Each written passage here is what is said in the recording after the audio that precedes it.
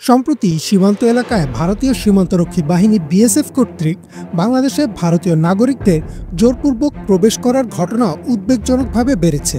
2024 সালের ডিসেম্বর থেকে 2025 সালের মে পর্যন্ত বিভিন্ন সীমান্তে অন্তত 400 জন ভারতীয় নাগরিককে বাংলাদেশের ভেতরে ঠেলে দেওয়ার অভিযোগ উঠেছে।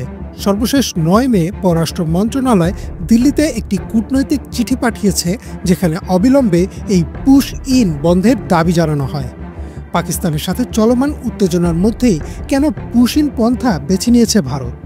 বাংলাদেশ নিয়ে কি নতুন ষড়যন্ত্রে নেমেছে নয়াদিল্লি? বিজিবি মহাপরিচালক মেজর জেনারেল মোহাম্মদ আশরাফুজ্জামান সিদ্দিকী জানান, 7 ও 8 মে বিএসএফ 202 জনকে বিভিন্ন সীমান্ত দিয়ে বাংলাদেশে পুশ ইন করেছে। সীমান্তের এসব জায়গায় জনবসতি নেই, আর এই সুযোগেই এমন ঘটনা ঘটিয়েছে ভারত। 7 মে এবং 8 মে এই 2 দিনে 202 জনকে আমরা পেয়েছি, যাদেরকে এই বিএসএফ বিভিন্ন কর্নারে পুশ ইন করেছে এবং এমন জায়গায় যে জায়গায় জনগণ নেই, জনবসতি নেই, সেরকম জায়গায়। এবং আপনারা জানেন যে সীমান্তের প্রত্যেকটি স্পট তো ফিজিক্যালি অকুপাই করে রাখা যায় না, তো যে জায়গাতে কেউ ছিল না এরকম সুযোগে পড়েছে। এখন প্রশ্ন উঠে, ভারত কেন এমন আচরণ করছে? 2024 সালে আওয়ামী লীগের পতন ও শেখ হাসিনাকে আশ্রয় দেওয়া নিয়ে শীতল হয় ঢাকা ও দিল্লির সম্পর্ক। ভারত ঐতিহাসিকভাবে আওয়ামী লীগের ঘনিষ্ঠ মিত্র এবং বাংলাদেশের অন্য কোনো দলের সঙ্গে তাদের সেই ঘনিষ্ঠ সম্পর্ক এখনও গড়ে ওঠেনি। এমন অবস্থায় সীমান্তে অস্থিরতা তৈরি করে ভারত বাংলাদেশ সরকারকে চাপের মধ্যে ফেলতে চাইছে কিনা তা নিয়ে বিশ্লেষণ প্রয়োজন।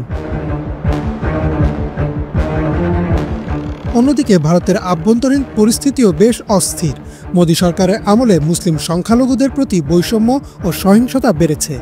নাগরিকত্ব সংশোধনী আইন বা সিএএ ও জাতীয় নাগরিক পঞ্জি বা এনআরসি কার্যক্রমের আওতায় লাখ লাখ মানুষ অবৈধ ঘোষণা হওয়ার ঝুঁকিতে রয়েছেন, বিশেষ করে বাংলাভাষী মুসলিমরা।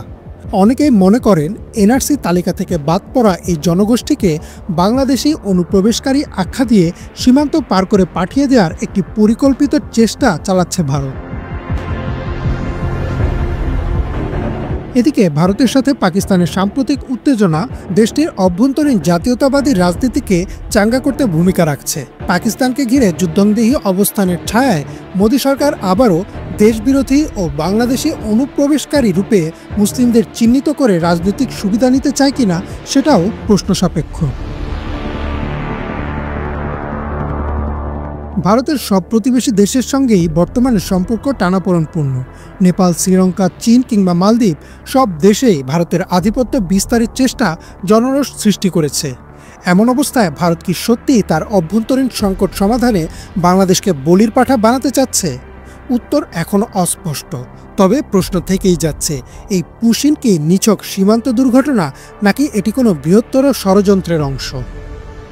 ইমরান মাহমুদ, বাংলাভিশন।